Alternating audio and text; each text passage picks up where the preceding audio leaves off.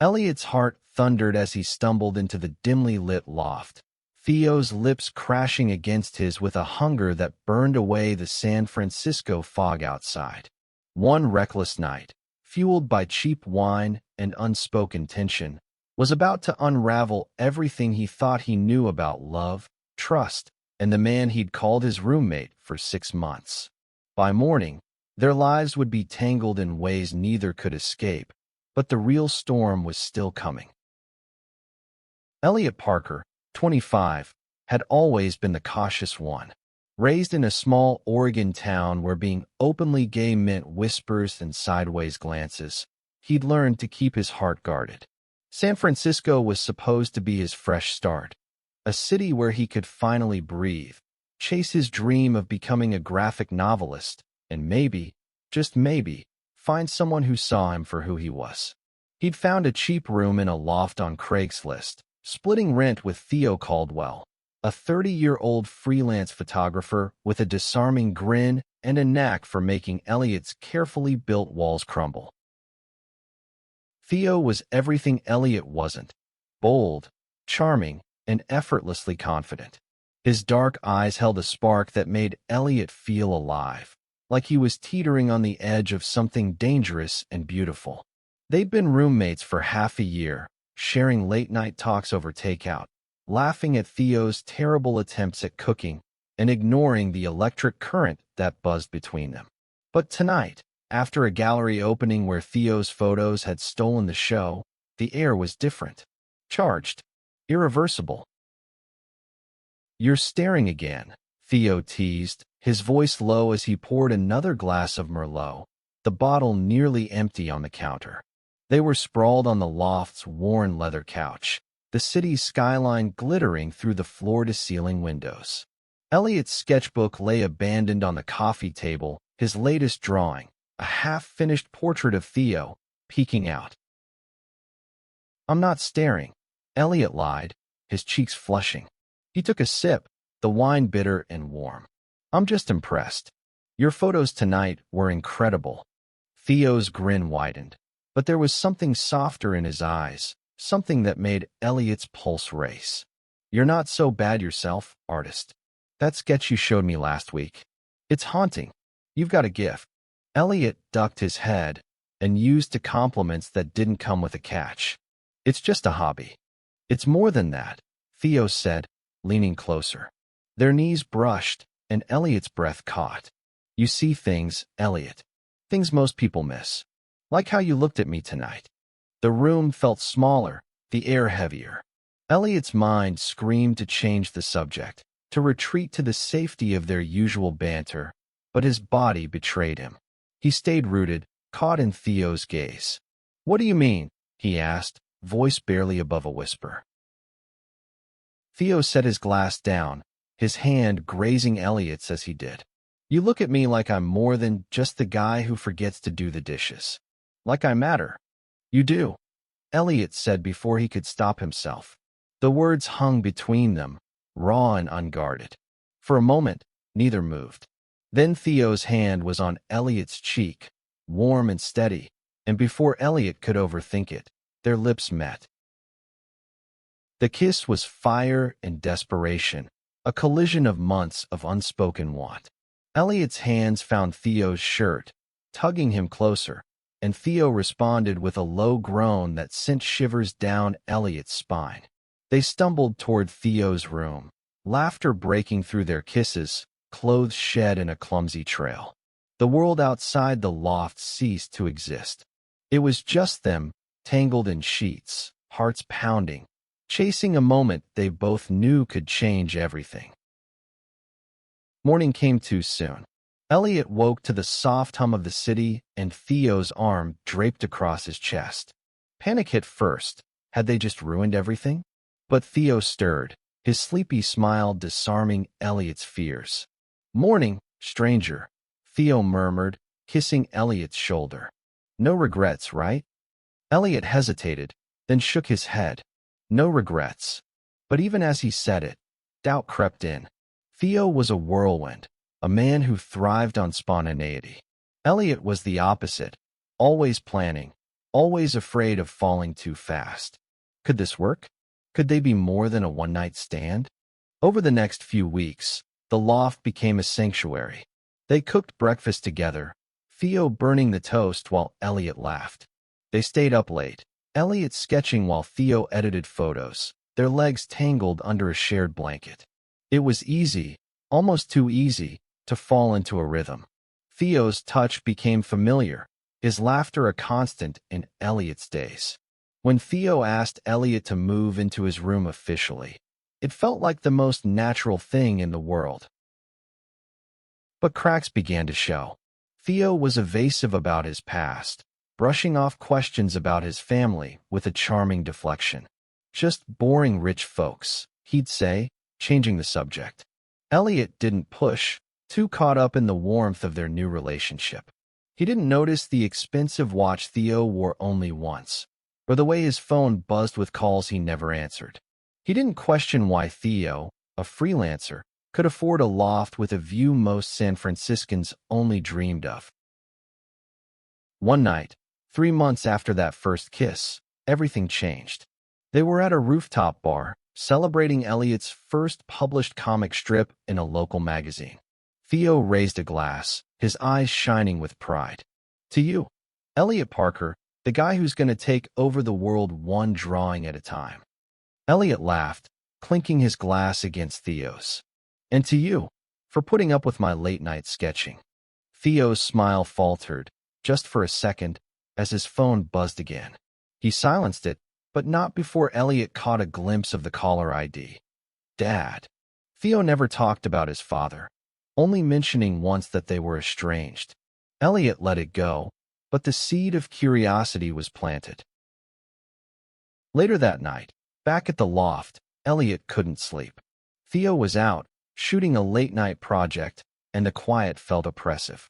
On impulse, Elliot Googled Theo's name, something he'd never thought to do. The results hit like a punch. Theodore Caldwell, son of Victor Caldwell, CEO of Caldwell Enterprises, a multi-billion-dollar tech conglomerate. Photos of Theo at high society galas, articles about his rebellious decision to pursue photography instead of joining the family empire. Elliot's stomach churned. The man he loved wasn't just his roommate. He was a secret heir, hiding a life Elliot knew nothing about. When Theo came home, Elliot was waiting, his laptop open to a news article with Theo's face. Why didn't you tell me? Elliot's voice trembled, torn between anger and hurt. You're not just some freelancer, Theo. You're what? Slumming it with me for fun. Theo's face fell. Elliot, it's not like that. I didn't tell you because I wanted to be me, not my father's son. I wanted you to see me. But you lied, Elliot snapped. Every time I asked about your family, your life, you lied. How am I supposed to trust you now? The argument spiraled, words cutting deeper than either intended. Theo begged Elliot to understand, to see that his feelings were real, but Elliot couldn't hear it. Not yet. He stormed out, the city's lights blurring through tears. He loved Theo, but love built on secrets felt like a house of cards, ready to collapse. Elliot wandered the streets of San Francisco, the chill of the night air biting at his skin. The city, once a beacon of freedom, now felt like a maze closing in. He loved Theo, God. He loved him, but the betrayal stung like a fresh wound. How could he build a future with someone who'd hidden so much? He ended up at a 24-hour diner, nursing a coffee that tasted like regret, replaying every moment of the past 3 months. The laughter, the touches, the quiet mornings, were they all a lie? Back at the loft, Theo sat on the couch, staring at the crumpled napkin where Elliot had doodled a heart during one of their late-night talks. He'd wanted to tell Elliot the truth, but every time he tried, the words stuck in his throat. Growing up as Victor Caldwell's son had been a gilded cage, private schools, suffocating expectations, and a father who saw him as an extension of the family legacy, not a person. Photography was Theo's rebellion, his way of carving out an identity. Meeting Elliot, with his quiet strength and unguarded heart, had been a lifeline. But now he'd screwed it up. Theo's phone buzzed again. Another voicemail from his father. He ignored it, but the weight of his double life pressed harder. He wasn't just hiding from Elliot. He was hiding from a world that expected him to be someone he wasn't. He grabbed his camera, flipping through photos of Elliot, candid shots of him sketching, laughing, lost in thought. Each one was a reminder of what he stood to lose. Elliot, meanwhile, crashed at a friend's apartment, unable to face the loft. His friend, Maya, a 28-year-old barista with a knack for brutal honesty, listened as he poured out the story. "So, he's rich and didn't tell you," she said, handing him a beer. "That's a problem, sure. But is it a deal breaker? The guy's crazy about you, El. You've been happier these past months than I've ever seen you." "It's not just the money," Elliot said, staring at the bottle. "It's the lies. I told him everything, my fears, my dreams. And he kept this huge part of himself from me. What else is he hiding?" Maya shrugged. "Maybe he's scared, too. You don't know his story yet." Elliot wanted to argue, but her words lingered. The next day, he returned to the loft, steeling himself. Theo was there, eyes red-rimmed, a half-packed bag on the floor. "I was going to give you space," Theo said, voice hoarse. "But I don't want to run from this. From us." Elliot's chest tightened. "Then talk. No more secrets." Theo took a deep breath, and the truth spilled out. His father's controlling nature, the pressure to join Caldwell Enterprises, the way he'd fled to San Francisco to escape it all. "I didn't tell you because I didn't want you to look at me like I'm some spoiled rich kid," Theo said. "You saw me, Elliot. The real me. That's why I fell for you." Elliot wanted to stay angry, but Theo's vulnerability cracked something in him. They talked for hours, laying bare their fears and hopes. By dawn, they were tentative, but together. Theo promised no more secrets, and Elliot promised to try trusting again. It wasn't perfect, but it was a start. Months passed, and their relationship deepened. Elliot's comics gained traction, and Theo's photography landed him a solo exhibit. They moved past the lies, building something stronger. One rainy evening, Theo proposed, kneeling in the loft with a simple silver ring. "I don't care about my father's money or his empire," he said. "I want a life with you. Marry me, Elliot." Tears stung Elliot's eyes as he said yes. The wedding was small, held in a community garden in the Mission District, surrounded by friends like Maya and Theo's sister, Clara, who defied their father to attend. For a moment, life felt like a dream. But dreams don't last. A year into their marriage, a letter arrived, addressed to Theo from Caldwell Enterprises.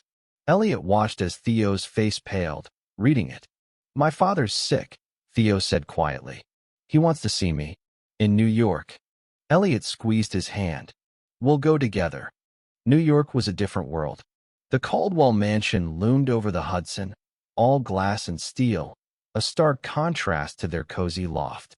Victor Caldwell, 65, was a shadow of the imposing figure from Theo's stories, his face gaunt from illness. But his eyes were sharp, cutting into Elliot like a blade. "So, you're the artist," Victor said, his tone dripping with disdain. "The one who thinks he's good enough for my son." Elliot bristled, but Theo stepped in. "He's my husband, Dad. Show some respect." The visit was tense, every conversation a minefield. Victor wanted Theo to take over the company, dismissing his photography as a hobby. He barely acknowledged Elliot, treating him like an outsider. But Theo stood firm, refusing to bend. "I'm not you," he told his father. "I never will be." Back in San Francisco, the trip left a shadow. Theo was quieter, wrestling with guilt over his father's illness and the life he'd rejected. Elliot tried to be supportive, but doubts crept in. Was he holding Theo back?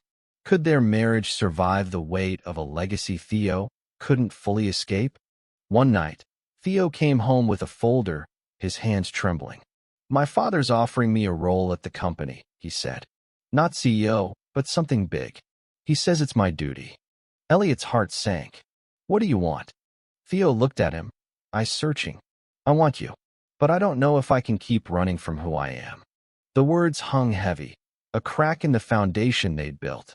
Elliot lay awake that night, Theo's steady breathing beside him, wondering if love was enough to hold them together, or if the truth of Theo's identity would tear them apart.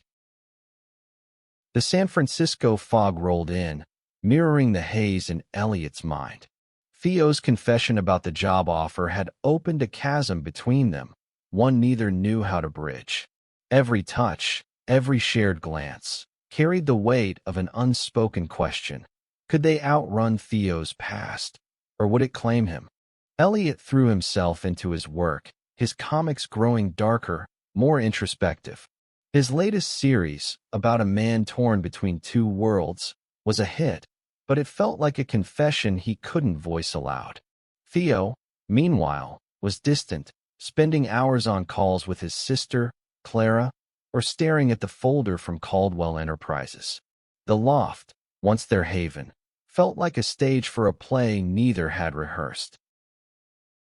One evening, Elliot found Theo on the roof, the city sprawling below. Talk to me, Elliot said, his voice soft but firm. You're slipping away. Theo's shoulders slumped. I don't know what to do, El. My father's dying, and he's still trying to control me. But part of me wonders if he's right, if I'm supposed to do more than take pictures. Elliot's chest tightened. You're more than enough. Your photos, they move people. They moved me.